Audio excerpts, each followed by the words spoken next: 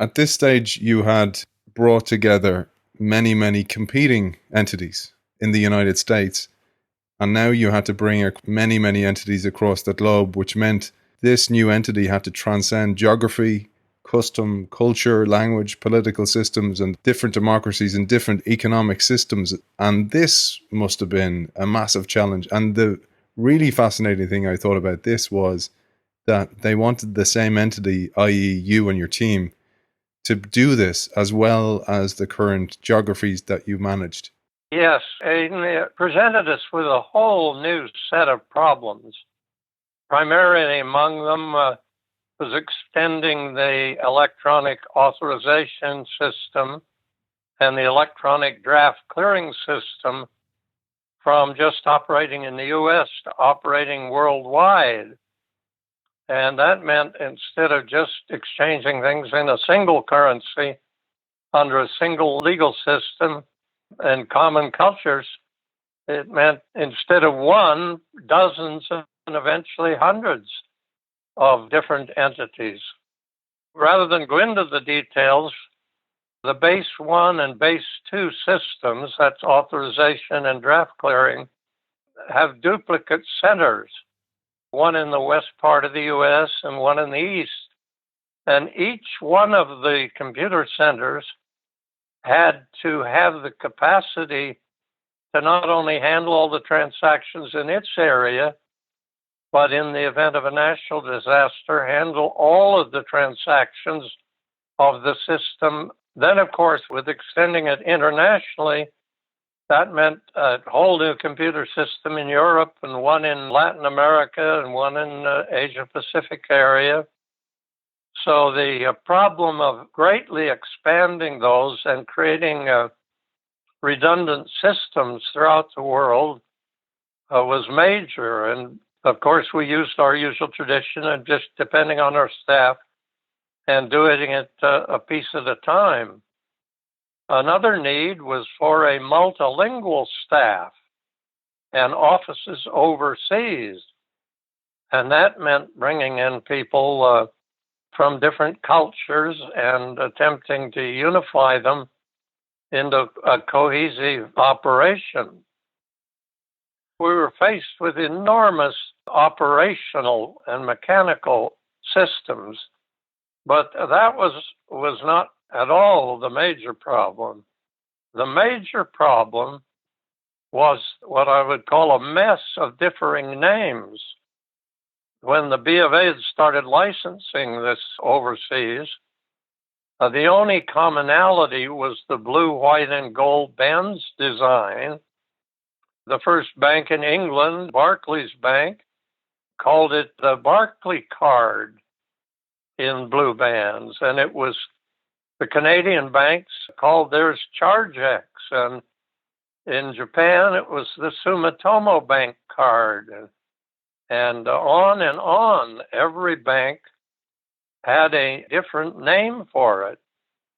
And then, of course, as they signed merchants, the decals on the merchants' windows and locations would say, Sumitomo card, welcome here in Japan.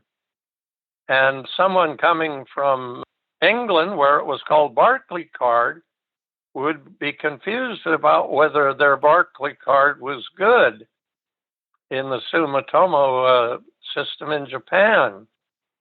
So it was causing enormous acceptance problems and confusion problems on the part of clerical people in the selling entities of knowing just what they could accept.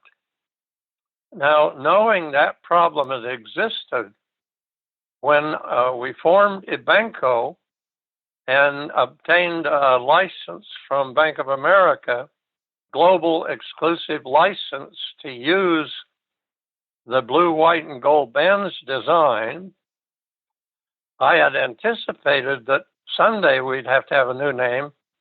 So I had negotiated a provision in the license that if 90% of the banks worldwide and 90% of the boards were to select a new common name, that if and when that was done, the blue bands, the ownership of them, would transfer from Bank of America to the international organization. So within a couple of years after forming Ibanco, the need for that name became critical. And how to do it was the problem. And of course, I had a tradition of depending on our staff for doing things like this and not using consultants. So the first thing we did is make a list of criteria that any name would have to meet. It had to be short, graphic, pronounceable in any language in the world, capable of being marketed effectively. It couldn't have any institutional content, so it couldn't say bank, because we didn't know but what we would be bringing in other financial institutions. It couldn't have any geographic connotations, so it couldn't say US or Europe or anything like that. Couldn't have any legal connotations. It had to be capable of worldwide trademark protection for financial services and publications. And above all else, it had to be developed in a totally confidential way, because if anyone knew we were attempting this, they would rush out and try to trademark it in order to extract a big payment from us when we wanted to use it. So what I did is call the whole staff together, from the newest clerical person to myself, and say, look, here is the problem, here is the criteria, and whoever can come up with this name, we'll give a commemorative check for $100. And I knew that sum was so small that they wouldn't hoard their ideas. And then I just told them to do whatever you want, write computer programs, create new names, find old names. And then we had a small committee of senior officers who would vet whatever was proposed and see what happened. So we proposed that to the staff on a confidential basis, and everybody in the organization started working on it, whether they were in marketing or systems or whatever. And hundreds and hundreds and hundreds of things were suggested. But as we filtered through them, one just kept reemerging, and it was Visa. And it met all of our criteria, but we didn't know whether it had already been used somewhere. So we did a very quiet and thorough search worldwide of all trademark registrations under that name, and discovered there was a Visa card and Visa golf clubs and Visa fabrics and all sorts of uses. But we couldn't find any trademark recorded for its use for financial services or publications. So this was all done very quietly. We didn't go to the boards. They knew we were working on it, but they didn't know what or when it would emerge. And once we had settled on that, we quickly filed international trademark protections in every jurisdiction in the world for the use of that name for financial services and publications, and were successful in getting that done.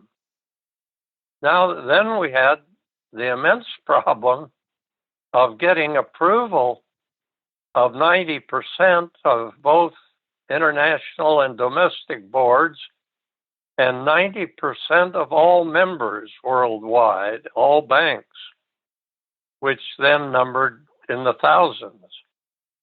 And that was a tremendous effort. We introduced what we had done to both boards, and then gave them time to consider it and took it up at a number of meetings. And eventually it came down to a final meeting, which was scheduled in a nice resort in Hawaii of both boards. And there had, as you can imagine, been a lot of objection because it meant that virtually every form, every electric sign, every card, every detail of where a name or trademarks were shown had to be changed. And of course, that was a massive undertaking. But the first problem was to get approval to do it. And at the final meeting in Hawaii, there was, of course, some opposition, and we followed our practice of having the working meetings in the morning and then the afternoons and evenings for relaxation and individual discussions. So I remember vividly and having people from England who didn't want to make the change, and in France and in Japan and a number. And so I used my usual procedure of trying to find each one of them individually and educe the behavior that I thought was essential. So the representative from England, Barclaycard, was, of course, enamored of all the warmth and sunshine and liked to spend his time afternoons on the beach. So I managed to locate him at one time when he was relaxing on the beach and pulled up a lounge next to where he was lying and lay in the sun for over an hour and a half, talking to him and drawing pictures in the wet sand of what we anticipated doing and why it was essential and important.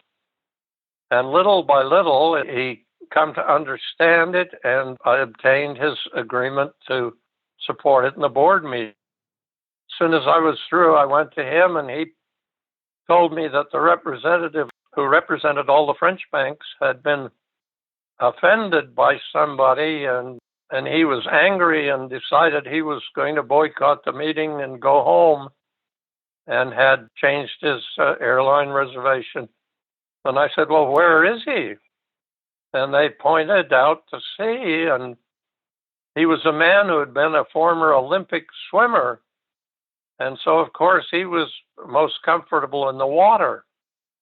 And I could see him quite a ways offshore, and I could swim reasonably well, but not nearly with his capacity. But I decided perhaps if I could meet him in the water, he might be a little more amenable. So I managed to paddle my way out, and he was just luxuriating and almost like a seal in the water. And I, of course, was just struggling to keep my head above water and talk to him. And I pointed out to him how important the French banks were to this whole effort, and that while he had been offended, I doubted that the person who had offended him really had intended to do so. And gradually, bit by bit, I got his agreement to cancel his new reservation and stay throughout the meeting and support the name change. So, person by person, I attempted to get some condition to be for the next day when the decision would be taken one way or the other.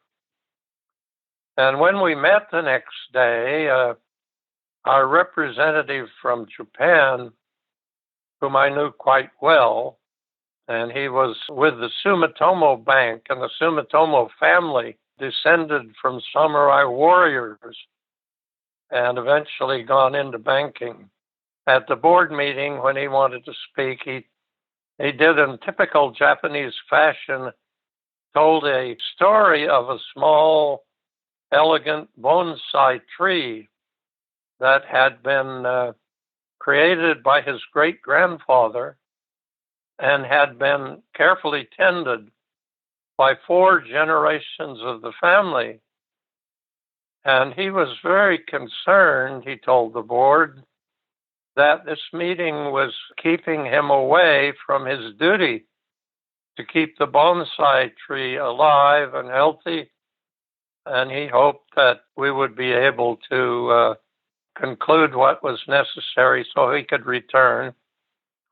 And I knew that he was really saying something entirely different. And I interpreted it for the board and said, our representative from the Sumitomo Bank has the problem with tending this elegant tree.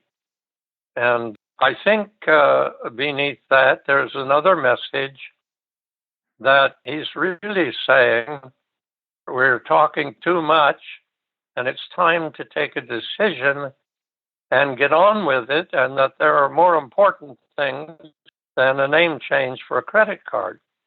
And as I sort of interpreted this for the board, I could see him with a light smile on his face and so on. And then I ended up by telling the board, I, for one, would not like to arouse the samurai spirit of the Sumitomo family, nor would I like to take any responsibility for the death of the tree. So perhaps the time has come to take a vote here.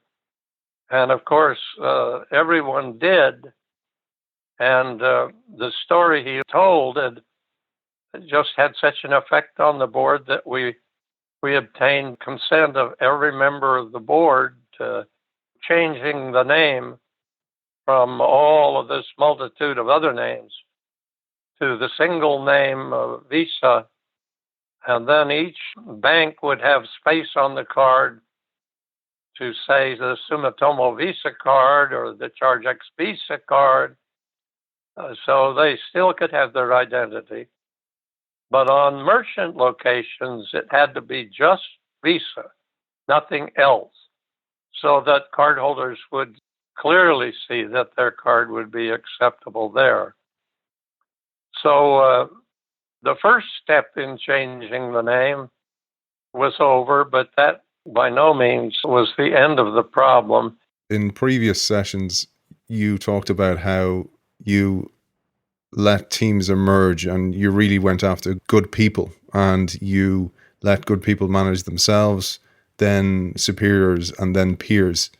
And that was a challenge in the country you were used to, which was in the USA. But doing that at an international level presented huge challenges. So here in Hawaii, you were really getting to the essence and understanding people. Could you share a little bit about how you managed that on an international level? You have to understand that virtually everything we did was based on philosophy of various concepts. Often when I developed those philosophies, it literally reversed traditional ways of thinking.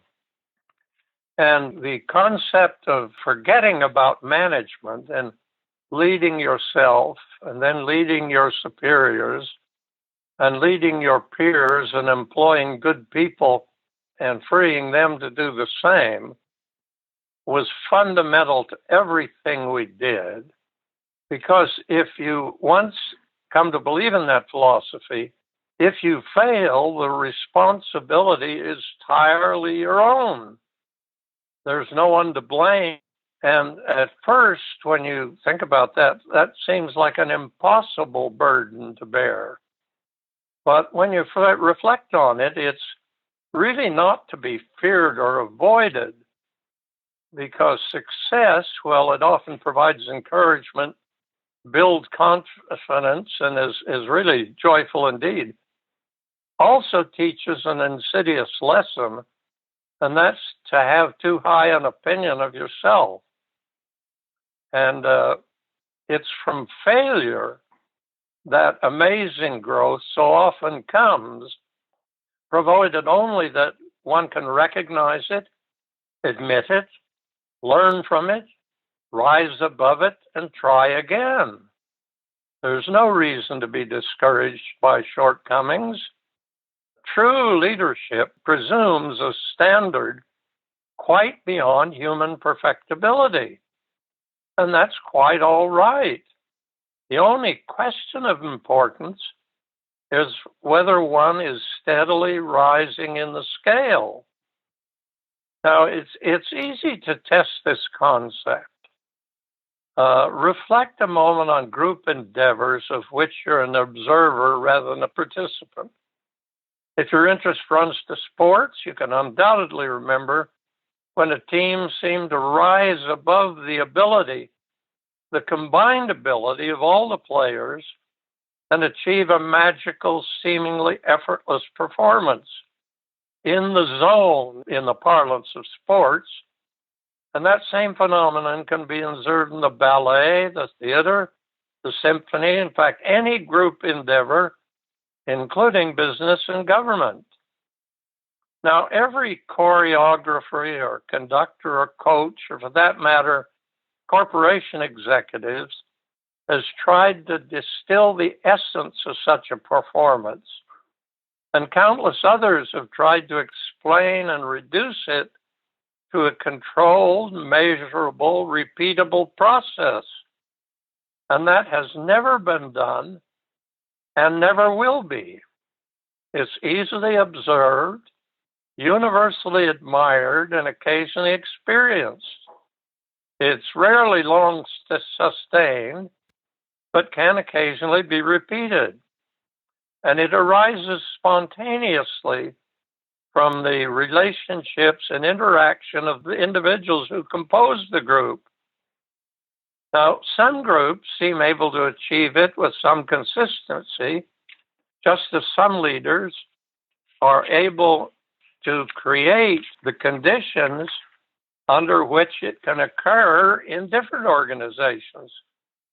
But none of them can predict when or how it will happen.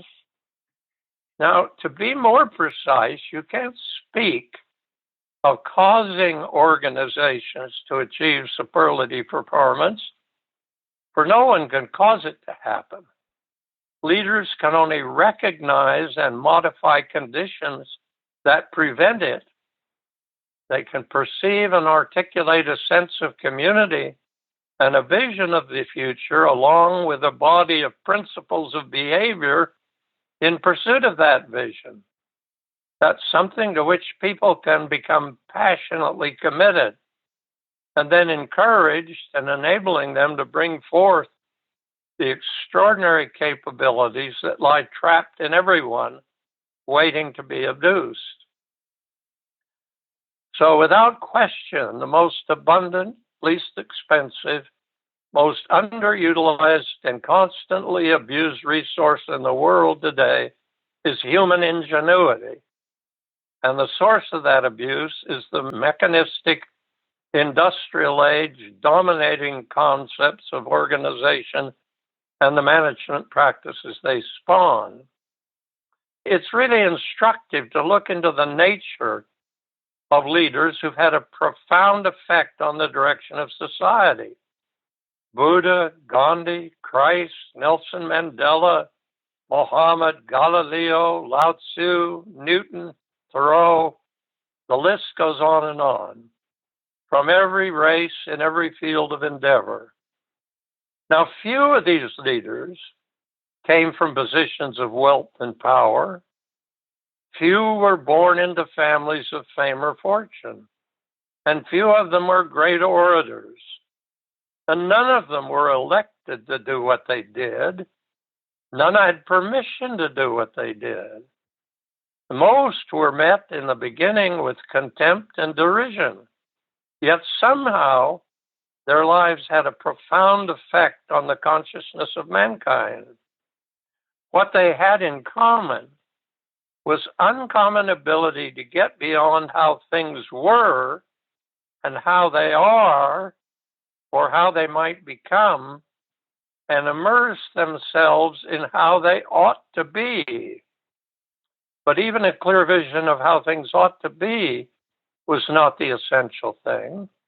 The essential thing was conviction that the world as they believed it was already in existence in the minds and hearts of all people, and could be adduced if one lived in accordance with that belief. They didn't do so in the pursuit of fame, money, power, or material gain. They did so because they could not do otherwise, because it was what they had become. They lived lives of such authenticity that it gave what they had to say compelling force and effect. The way they lived their lives educed behavior that lies buried in everyone waiting to come forth. They went before and showed the way.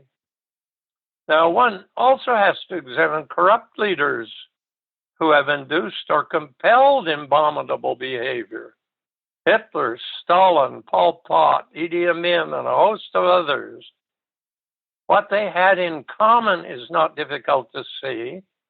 Lust for power, wealth, and fame, together with a willingness to ruthlessly use force and barbarity to bend others to their will.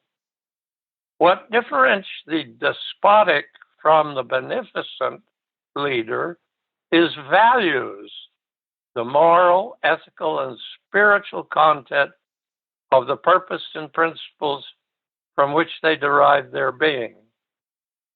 Corrupt leaders behave in the world as they want it to be, not as it ought to be, and believe such a world is also in existence in everyone, waiting for someone powerful enough to bend them to his will.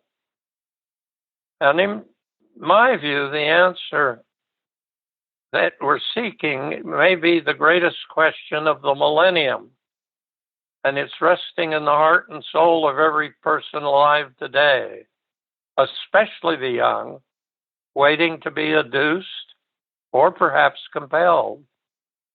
So the question is, what will be their consciousness, their perception, their values, their internal model of reality?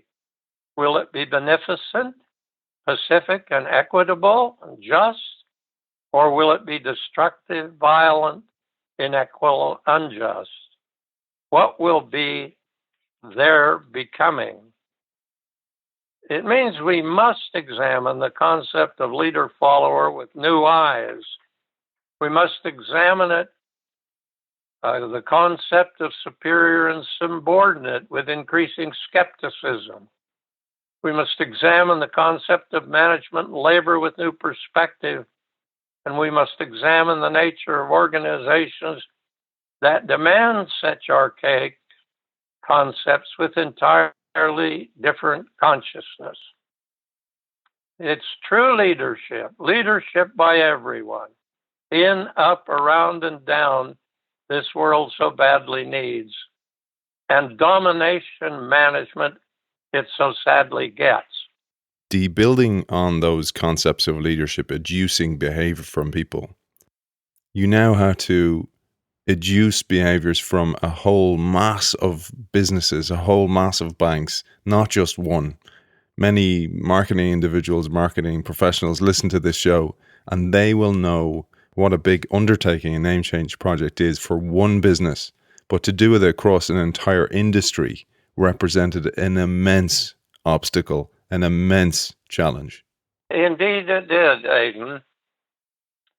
But in approaching this problem, it was obvious to us that if every plastic card had to be reissued with Visa in the middle band, and every business card, every form, every billing, every draft, every merchant decal, every advertising program had to be modified, that it would be impossible for any central person or authority to know the details of this kind of change, let alone the culture and the traditions.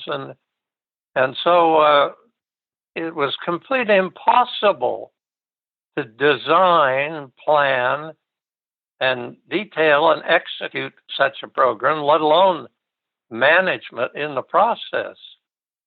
So it became obvious that if this was to happen, it had to be educed from every member of the system, that they were the ones who knew how to do it in their area, their organization, their circumstances.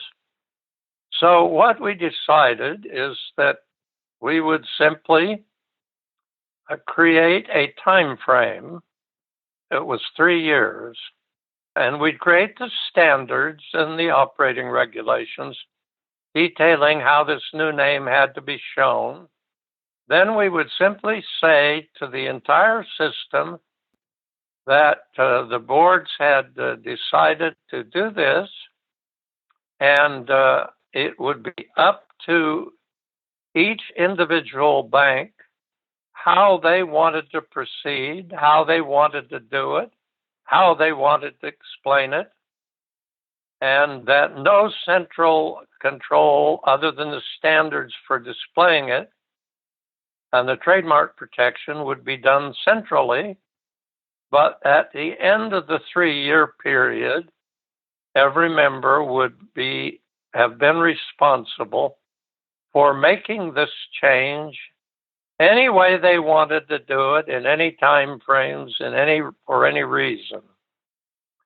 And what I was expecting and hoping would happen did happen. Because this was the newest thing, and most of our merchants and cardholders had become accustomed to us doing innovative things, some of the more perceptive banks and larger programs saw an opportunity to execute their change in a very short period of time and then market it as the newest and latest from the blue, white, and gold system, which would now become Visa. Well, of course, the moment one or two banks made an almost immediate conversion and started marketing it, it created the pressure on all the others to get on with it because their cardholder base and their merchant base was at risk if they really liked the new system. The amazing thing that happened was this action and reaction, what I call self-organization and self-governance, commenced. And instead of 3 years, in 1 year from the time it was announced, you would have to hunt extremely hard to find a merchant decal or a sign or a form or a card that wasn't entirely consistent with the new program. So the self-organization resulted in a complete conversion in a third the time expected, with virtually nothing done centrally other than standards of showing it. And by 1976, it was all done. National Bank AmeriCard Inc. in the U.S. was changed to Visa USA. Ibanco name was changed to Visa International Service Association. The acronym, of course, is VISA or Visa. And the number of member banks, cardholders, merchants, and volume simply exploded. And with Visa just leaped ahead of its competitors. And largely, my dream was realized. The dream I had 6 years before of creating the world's premier system for the exchange of value was realized. I think it's important for us to remember that you realized this dream using brand new behaviors, self-organized behaviors, non-mechanistic behaviors, natural behaviors. And you were pioneers. You and your team were pioneers. You were creating new innovations, things that never had done before, based on a vision of the future. For example, point of sale technologies, magnetic stripe technologies, debit cards, Visa traveler's checks. There was a raft of brand new innovations that you and your team brought to the world that we take for granted today. But the big message I got was that despite all these successes, you were pioneers, and pioneers take the arrows. And so oftentimes you were victims of your own success. As you say, Aidan, challenges tend to intensify. It's what I call becoming the victims of your own success, that you can be victimized by success. Since everything that we were faced with, virtually everything, had never been done before, whether it was pioneering electronic point-of-sale terminals or electronic descriptive billing or magnetic stripe technology or debit cards or Visa traveler's checks or check guarantee system or a global automated teller system or redundant data cisterns and dozens of other innovations. But we did this by constantly pushing decentralization of authority and functions. For example, once we had a converted Visa, the bylaws were amended to allow the right of members to organize at any time, at any scale, for any reason. And if they wanted to create a Visa organization that was consistent with all of our purpose and principles, they were free to do that. And if they did so and applied for jurisdiction, the Visa International Board would be required under its bylaws to consent to that and to give them jurisdiction over a certain area of the world and to maintain that indefinitely as long as they didn't violate any of the purpose and principles of the international organization. Well, over the years then, the Europeans formed their own Visa organization. Latin America did so. Asia did so. And that would mean that they then would be responsible for all of the marketing and operations within their jurisdiction, and they would hold a single membership in the international on behalf of all those organizations. And that also meant, for example, when Visa Europe was formed, that the Scandinavian banks had the right to form a Visa Scandinavia, and within that, the banks in Denmark would have the right to form a Danish Visa, and therefore it would be a cascading series of organizations from an individual bank to a national consortium of banks to a regional consortium and right on up to the Visa Central Organization. And in the event there weren't enough banks in any given country to form a Visa organization, then those individual banks could continue to be direct members of Visa International. Now, as this grew, the decision to utilize a common staff for each of these, which was managed also and hired by the CEO of Visa International, meant that we would assign a staff to each region, and the president of each region would have dual authority both to their regional board and also to me as CEO of Visa International. So over the years, as the organization grew, over the 14 years that I continued as CEO of the totality, at the end of it, I was reporting to 4 boards on separate continents, and those boards were composed of more than 100 directors, all executive officers of banks, and all unable to command a single bank to do anything. In other words, we could create programs, but it was up to each individual bank to do things in any way they chose. So that the entire system was self-organizing and governing. We could go on and on with details of how this was done, but it's all a matter of history now.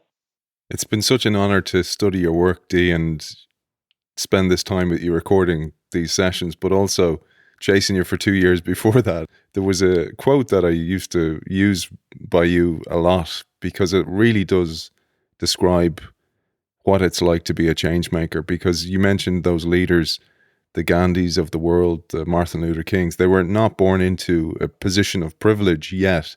They decided to make a change in the world. But here's the challenge with that, and I quote you here when I say, "The person who fights for a dying cause is admired, supported, and honored.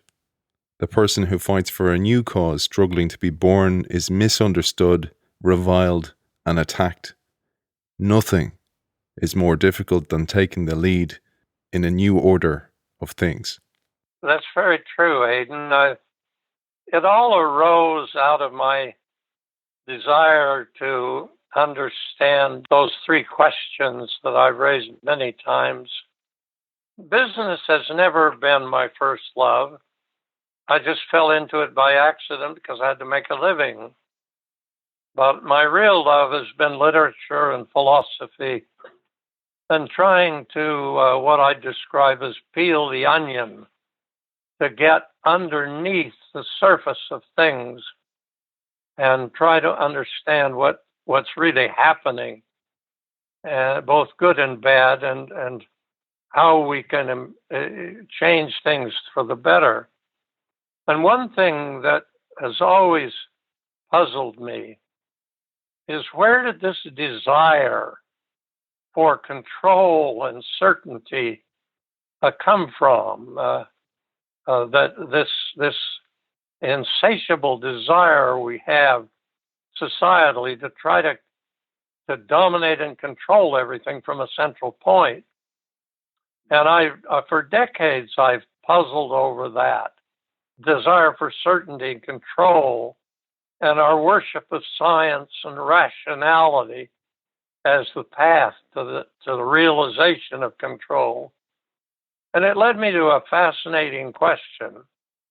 What would it be like if one had infinite, absolute control, and what would be required to achieve it?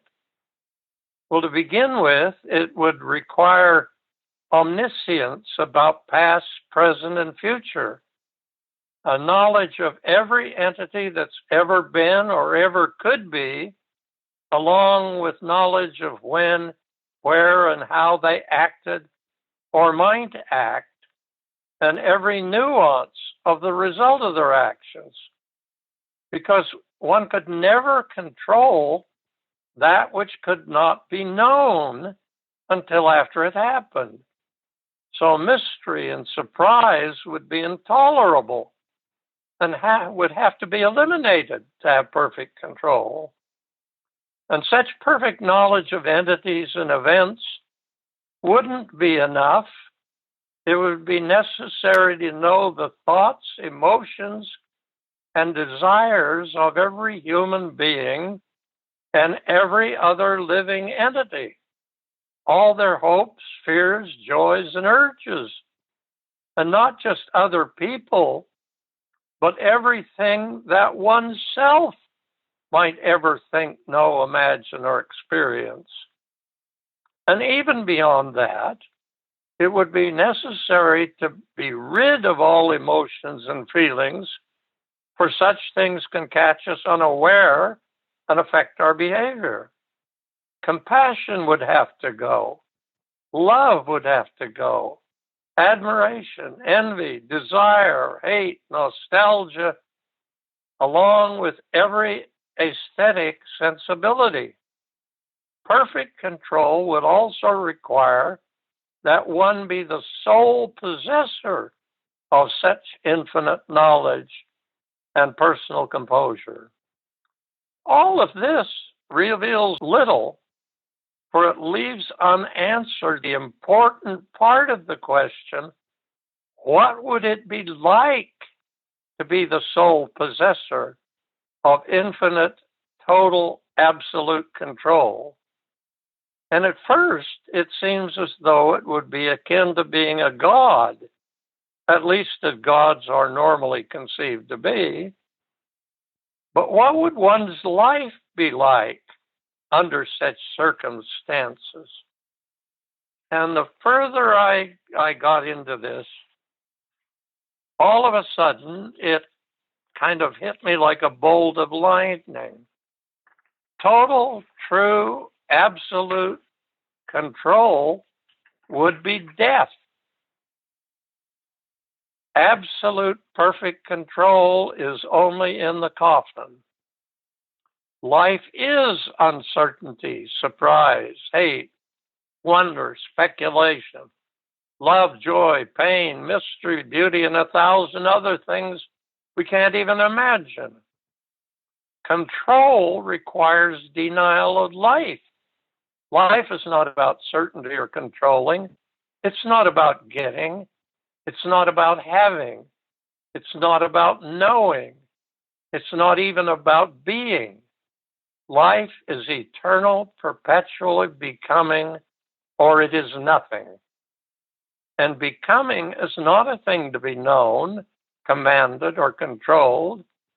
It's a magnificent, mysterious odyssey to be experienced.